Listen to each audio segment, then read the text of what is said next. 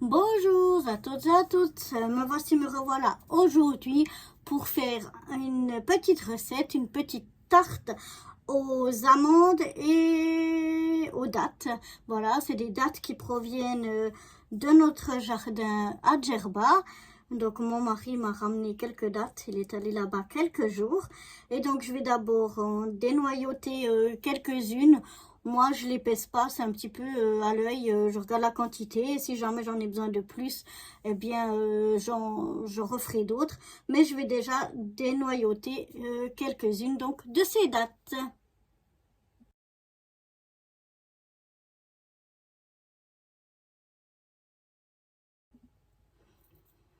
Donc voilà, j'ai dénoyauté mes dattes. Maintenant, je vais mettre à préchauffer mon four à 180 en haut et en bas. Voilà qui est fait pendant qu'on va faire la recette. Je vous présente déjà les ingrédients. Donc, j'ai une bonne quantité de dattes. Moi, je ne les pèse pas, je regarde vraiment à l'œil. J'ai une pâte à gâteau. On peut la faire soi-même aussi, mais moi, j'ai une pâte à gâteau. J'ai un verre de farine classique, du lait. Voilà, je vais mettre autant de farine que de lait. Donc, une fois que j'aurai mis ma farine, je vais ajouter le lait. Environ 150 grammes de sucre. Après, à faire selon vos goûts, vous pouvez en mettre plus ou vous pouvez en mettre moins. Oups, 2 œufs. Voilà, des amandes moulues. Et puis, des petits copeaux de chocolat. Donc, juste une petite parenthèse, là, moi, je le fais pas pour nous, parce qu'on est invité, en fait. Mais si je le ferais pour nous, en tant que diabétique, donc il y a des ingrédients que je changerais. Déjà, je mettrais beaucoup moins de dattes, parce que c'est très sucré. J'en mettrai quand même, hein, mais, puisque c'est une tarte aux dattes. Mais voilà. Là, j'ai une pâte à gâteau à l'épeautre. Donc, c'est déjà... Ça c'est bien, voir épeautre complet si vous pouvez trouver, c'est pas facile à trouver. Au niveau de la farine, alors là on peut trouver plusieurs farines à IGBA, dont l'épeautre aussi. Par exemple, ou faire moitié farine épeautre et moitié sang d'avoine aussi pour avoir un IgG le plus bas possible. Le sucre, on peut le remplacer donc soit par de l'édulcorant. Moi, j'aime pas quand il y a trop d'édulcorant, donc ce que je fais, c'est moitié édulcorant à peu près, et puis moitié sucre de coco. C'est moins que le sucre, mais c'est vrai que c'est pas encore idéal, mais bon, après, quand on prend une petite part, c'est aussi moins. Et puis le lait, pareil, je prendrai pas du lait de vache, mais je prendrai du lait d'amande non sucré, qu'on trouve très très facilement chez Lidl par exemple. Et puis ben je mettrai pas les carrés de chocolat, par contre je garderai les amandes. Mais voilà, c'est juste une petite parenthèse au cas où pour les gens qui seraient diabétiques. Donc voilà, donc ce que je vais faire, je vais déjà faire donc ma liaison dans mon pot ici. J'ai un pot ici. Donc je vais mettre ma farine, donc mon verre de farine. Je vais y ajouter mon lait. Donc le lait, je vais y mettre un verre, la même quantité de farine que de lait. Là, je dois aller chercher un lait parce que j'en ai plus assez.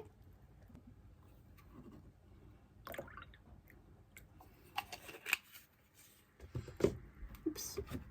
Donc environ la même quantité, hein, un verre aussi de farine et la même quantité de farine que de lait, voilà, que ce soit du lait de vache ou du lait d'amande, pareil, moi je mets la même quantité. Après, ben, je casse mes 2 œufs dedans.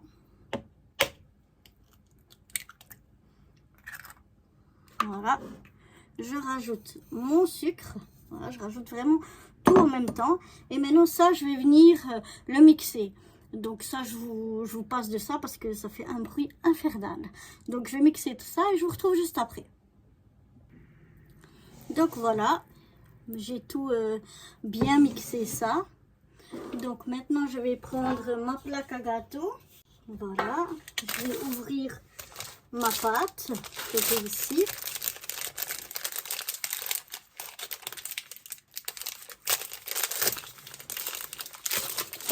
Voilà, c'est toujours important, si vous avez la pâte au frigo, de la sortir un peu avant pour qu'elle se mette bien. C'est toujours mieux. Sinon, elle collera plus, elle sera plus friable. Donc voilà, j'ai pas besoin de graisser mon plat vu que ma pâte à gâteau, elle a du papier sulfurisé. Enfin bref, voilà. Donc j'ai pas besoin. Donc je la mets déjà comme ceci. Donc je fais des trous partout dans le fond et aussi dans les côtés. Donc je la mets bien ici. Voilà.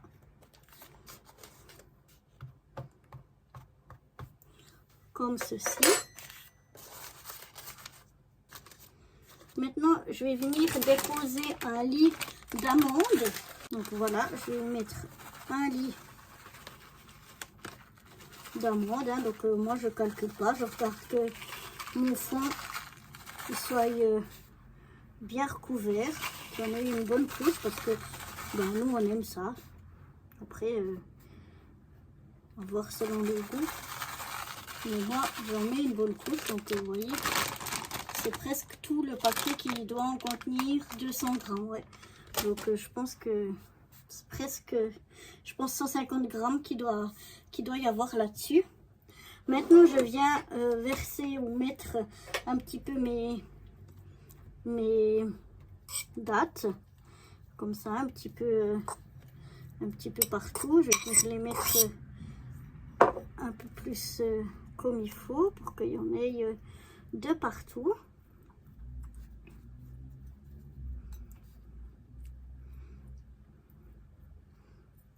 Donc voilà, j'en mets qu'il y en ait de partout, à peu près comme ça. Ensuite, je viens prendre ma liaison, je la remélange encore un petit coup et je viens verser dessus. Je verse comme ça partout.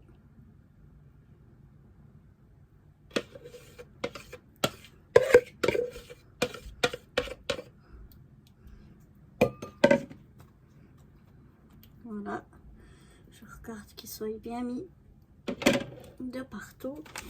Et puis je vais donc ajouter, je vais venir y ajouter quelques petits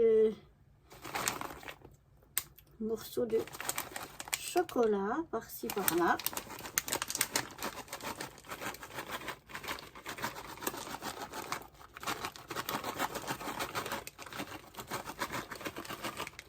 Voilà.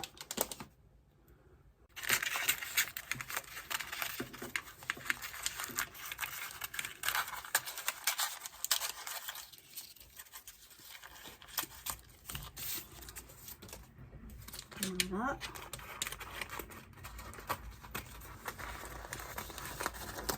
Moi je coupe toujours bien, j'ai toujours peur que si ça touche les bords du four ou quelque chose, ça vienne à brûler. Donc voilà ce que ça donne. Et puis maintenant ça va partir au four. Donc moi je regarde toujours d'après ma ben voilà, celle-ci elle est fait d'épeautre de blé complet, vous voyez. Je regarde toujours d'après ma pâte ce qu'ils disent combien de temps il faut la mettre au four. Donc ils disent 35 à 45 minutes. Donc moi je l'enfourne déjà pour le premier quart d'heure. Après un quart d'heure, je viens jeter un œil, etc. jusqu'à que ça me semble cuit. Donc voilà, je vous montrerai le résultat une fois à la sortie du four. Et tada! Voilà ma belle tarte aux dattes et aux amandes et copeaux de chocolat. Voilà, il n'y aura plus qu'à déguster. Voilà, j'espère que cette petite recette vous aura plu. Et moi, je vous dis à très bientôt. Bye bye!